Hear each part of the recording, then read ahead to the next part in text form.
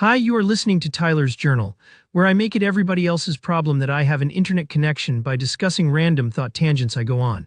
This episode is also available as a blog. Enjoy. Episode 0 Null Set. Ever notice how your grandmother's empty living room feels more substantial than your Instagram feed after a 3-hour scroll? That's because we're living in an age where nothing and everything have started having an identity crisis. Barrow tells us that empty space isn't truly empty, it's alive with quantum fluctuations, like tiny particles partying in what seems like an empty room. Meanwhile, our information landscape pulls the opposite trick. We think it's meaningful because it's overflowing with tweets, posts, and notifications.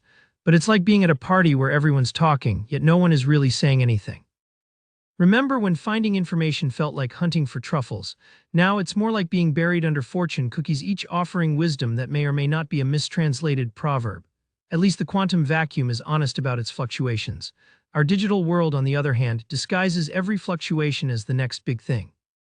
Take your average social media feed. It's technically full, brimming with content, but it's full in the way diet soda is full of taste, more of an echo than substance.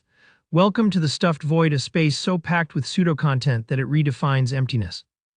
The kicker? We measure value in this space with likes, shares, and comments. These are empty engagements, often just reflexive thumb twitches. We're creating a new kind of nothing, a nothing that pretends to be something so convincingly that we've almost forgotten what genuine substance feels like. It's not just a waste of time, it's cosmic irony. We're living through a noise-filled nothingness, a quantum state of information where everything exists in a limbo of relevance and irrelevance until you engage with it. And just like quantum particles, the moment you try to pin it down, it vanishes, leaving behind only the faint sense that something happened. Switching gears, let's talk about pinning things down.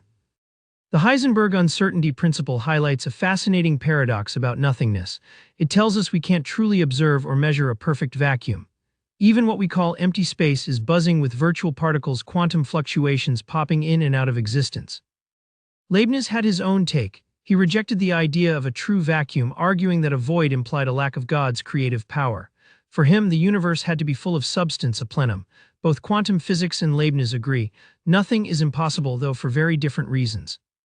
The quantum vacuum, with its seething foam of particles, vindicates Leibniz's intuition, though not in the way he envisioned. Modern cosmology even suggests vacuum energy might drive the universe's accelerating expansion. Nothingness could be one of the most powerful forces in existence. The fool saith in his heart that there is no empty set, but if that were so, then the set of all such sets would be empty, and hence it would be the empty set. Wesley Salmon.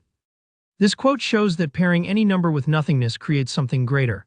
In set theory, the empty set, the symbol of nothing, is the foundation of all numbers. Declaring nothing exists paradoxically creates a set of nothing, which is still something. The Big Bang gets a new twist here. If nothing contains the seeds of something, then creation doesn't need an external force. Nothingness itself holds the potential for existence.